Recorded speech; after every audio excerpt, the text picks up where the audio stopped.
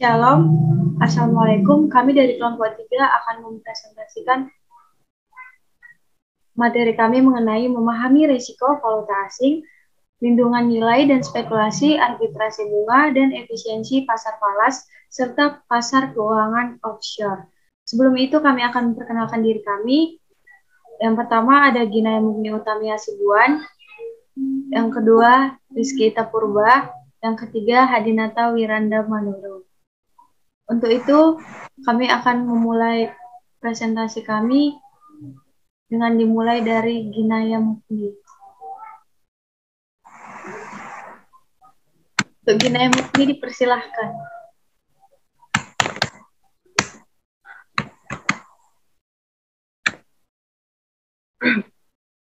Risiko valuta asing. Risiko nilai tukar atau risiko nilai tukar mata uang asing adalah risiko yang merugikan dari perubahan nilai tukar dalam nilai tukar mengambang, nilai tukar berfluktuasi sesuai dengan fundamental penawaran dan permintaan pasar valuta asing. Variasi kecil adalah normal dan ketidakpastiannya relatif rendah. Namun ketika keadaan berubah secara tiba-tiba, ketidakpastian muncul dalam pengambilan keputusan ekonomi perusahaan.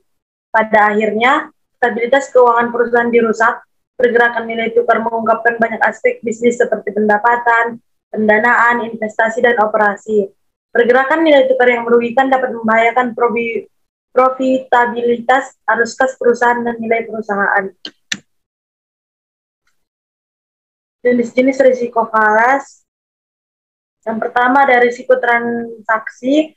Risiko transaksi adalah risiko yang dihadapi perusahaan saat melakukan transaksi mata uang asing secara langsung. Misalnya, perusahaan domestik membeli produk dari perusahaan asing. Produk diberi dalam harga dalam mata uang pedagang. Yang kedua ada risiko ekonomi. Risiko ekonomi menyangkut dampak perubahan nilai tukar terhadap pendapatan dan biaya operasi. Pergerakan nilai tukar mengekspos ketidakpastian terhadap nilai sekarang dari arus kas operasi masa depan. Itu mempengaruhi valuasi nilai perusahaan. Yang ketiga ada risiko translasi.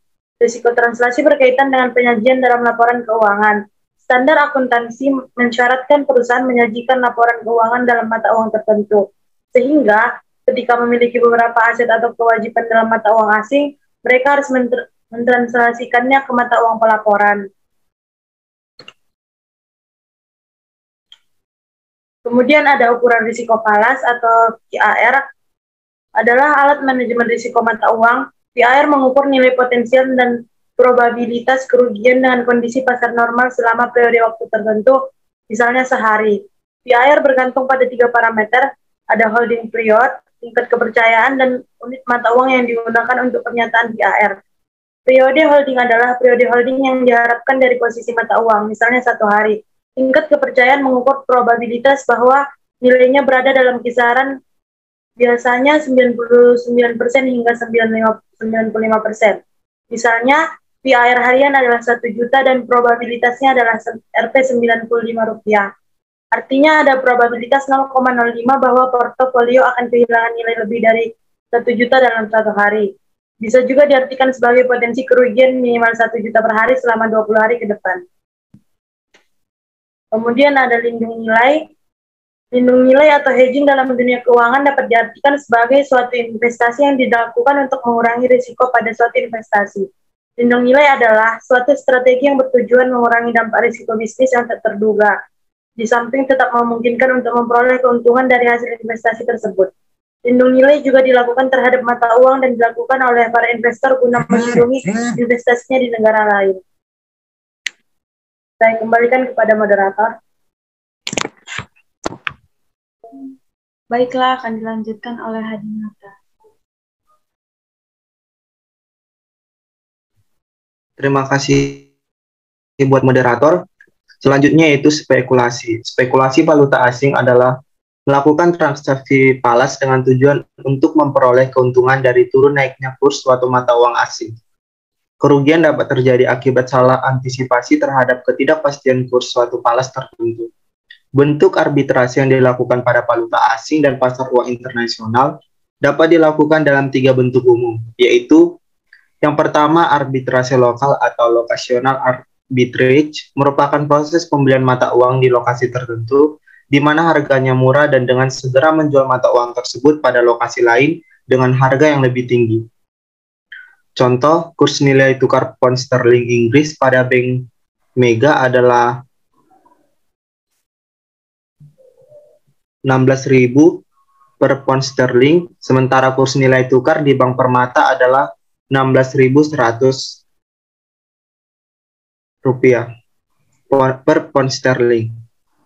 Yang kedua, arbitrase segitiga atau triangular arbitrage digunakan bila mana transaksi mata uang dilakukan pada pasar spot untuk memanfaatkan perbedaan kurs lintas mata uang antara dua mata uang tertentu. Contoh, jika pound sterling Inggris berharga 1,60 dolar, sementara dolar Kanada berharga 0,80 dolar, maka nilai pound sterling Inggris terhadap dolar Kanada dapat dihitung sebagai berikut. Nilai euro dalam satuan C, dolar sama dengan 1,60 dolar per 0,80 dolar, yaitu 2,0. Yang ketiga, arbitrase perlindungan suku bunga atau cover interest arbitrage, yaitu proses untuk memanfaatkan perbedaan suku bunga antara dua negara untuk melindungi dari risiko kurs nilai tukar. Contoh, jika Anda berminat untuk memanfaatkan suku bunga yang relatif tinggi di Inggris dan Anda memiliki dana yang tersedia untuk 90 hari, suku bunga ini sudah pasti, Anda dapat menggunakan kontrak forward penjualan pound sterling untuk memastikan kurs saat pound sterling ditukar menjadi dolar pada suatu waktu di masa depan. Saya kembalikan ke moderator.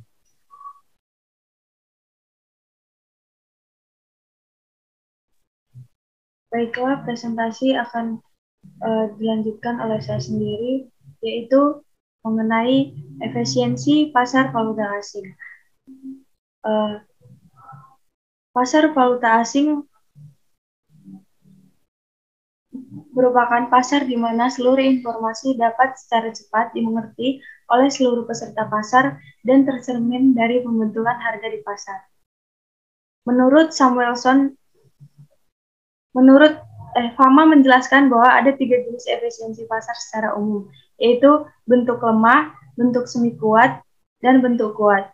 Bentuk lemah atau weakly efficient market ialah di mana harga saat ini telah memasukkan semua informasi perdagangan dan harga di masa lalu. Artinya, kurs spot saat ini merupakan alat prediksi terbaik bagi kurs spot di masa mendatang.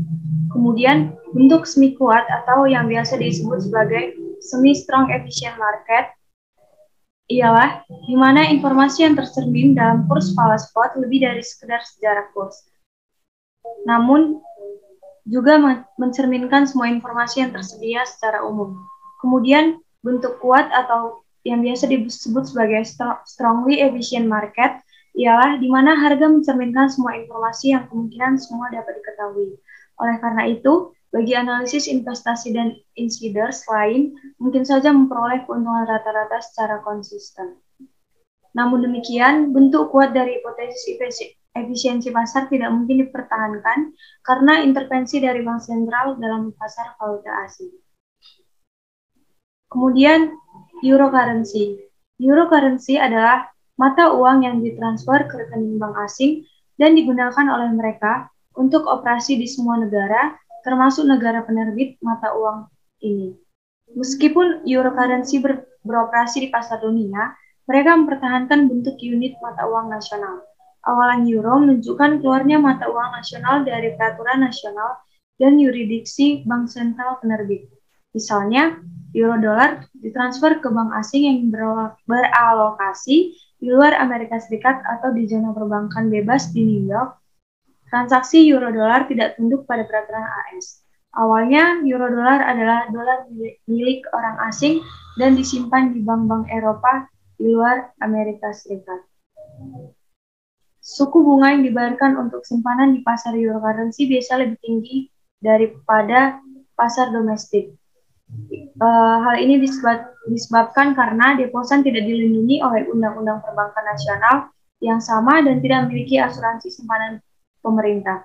Suku bunga pinjaman euro currency biasanya lebih rendah daripada di pasar domestik karena alasan yang pada dasarnya sama. Rekening bank euro currency juga tidak tunduk pada persyaratan cadangan yang sama seperti rekening domestik. Sekian presentasi dari kami. Jika ada kata-kata yang salah, mohon dimaafkan. Seperti peribahasa yang mengatakan,